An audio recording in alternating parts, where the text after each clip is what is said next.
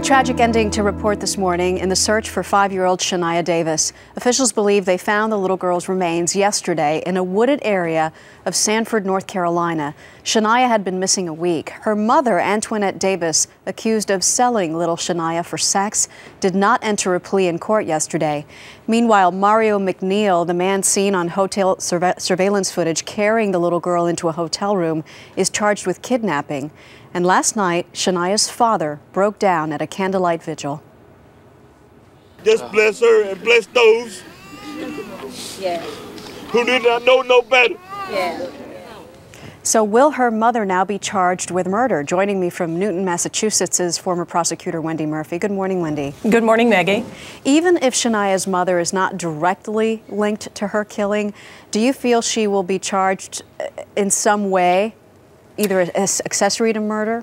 Well, it's a good question. We don't know enough yet for me to answer that in a legal sense, but I can tell you this. If she knew that the child was being taken or delivered, I should say, for prostitution purposes, then yes, she could be charged with murder in what's called the felony murder rule. In other words, she's responsible for the consequences of a murder that follows in connection with a felony, and it certainly is a felony that she's charged with thus far. So the possibility is there for sure. The felony being child prostitution, which is the hardest thing for any of us who hear this story to wrap our heads around.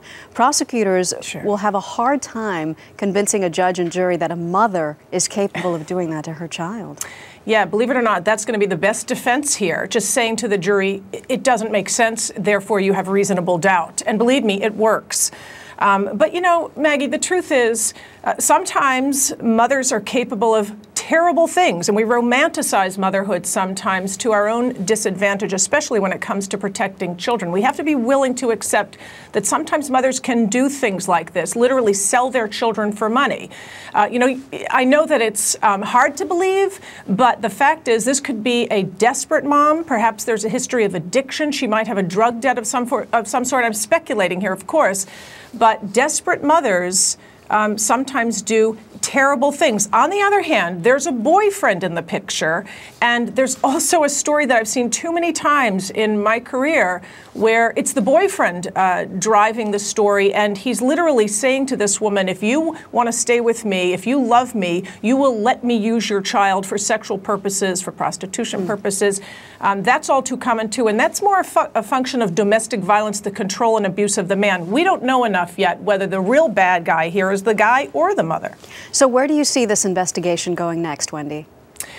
Well, we certainly have to see what she says. She has counsel. She may assert her Fifth Amendment right to remain silent. But I'll tell you this much. If she really is more of a victim than a perpetrator, then she's going to tell the authorities exactly what she knows about the men involved in this story. She could well be working on making some sort of deal just like that right now. It remains to be seen. Thus far, she's not saying anything. All right, Wendy Murphy, thank you so much.